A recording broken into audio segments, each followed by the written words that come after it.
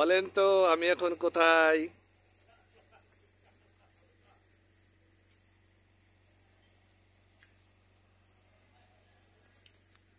আমি এখন সাজেক ভ্যালিতে। দেখেন মেঘ এসে আমাদের রিসোর্ট একদম সাদা হয়ে গেল।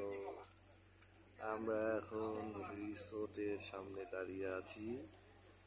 অদ্ভুত সুন্দর লাগছে পরিবেশ, মেঘে একদম টই টুম্বুর।